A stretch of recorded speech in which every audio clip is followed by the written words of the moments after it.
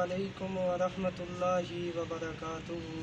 وعلیکم السلام۔ بسم اللہ والحمد للہ والصلاة والسلام علی رسول اللہ، اما بعد فاعوذ باللہ من الشیطان الرجیم، بسم اللہ الرحمن الرحیم۔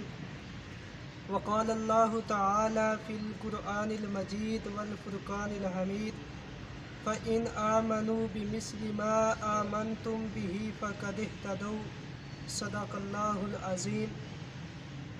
برادران اسلام، آج کے اس مختصر وقت میں آپ کے سامنے سیدنا علی رضی اللہ تعالی عنہ کی سیدنا عثمان رضی اللہ تعالی عنہ کے ساتھ جو الفت اور محبت تھی وہ بیان کرنا چاہتا ہوں۔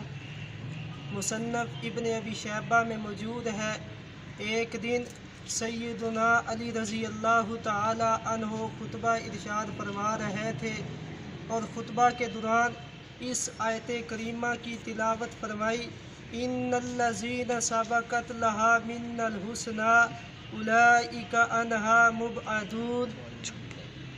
سیدنا علی رضی اللہ تعالی عنہ اس آیت کریمہ کو پڑھتے ہیں اور ساتھ ارشاد فرماتے ہیں، اس آیت کریمہ کے مصداق و عثمان منہم، سیدنا عثمان رضی اللہ تعالی عنہ ہے۔ اس کا مطلب کیا ہے؟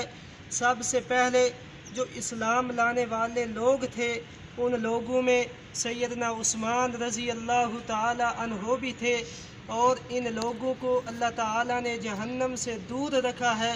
تو سیدنا علی فرماتے ہیں سیدنا عثمان ان لوگوں میں سے ہیں جن کو اللہ تعالیٰ نے سب سے پہلے اسلام لانے کا بھی شرف عطا فرمایا ہے، اور سیدنا عثمان رضی اللہ تعالی عنہ جہنم سے آزاد ہے۔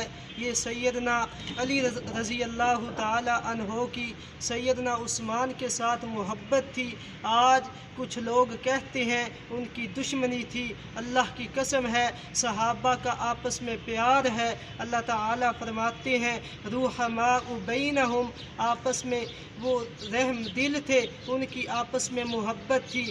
آج کے لوگوں نے ان کے درمیان نفرتیں ڈالنی شروع کی ہیں، لیکن یہ بات سراسر غلط ہے۔ اللہ تعالیٰ سے دعا ہے اللہ تعالیٰ ہمیں بھی اہل بیت اور صحابہ کے ساتھ محبت کرنے کی توفیق عطا فرمائے۔ وما علینا الا البلاغ المبین۔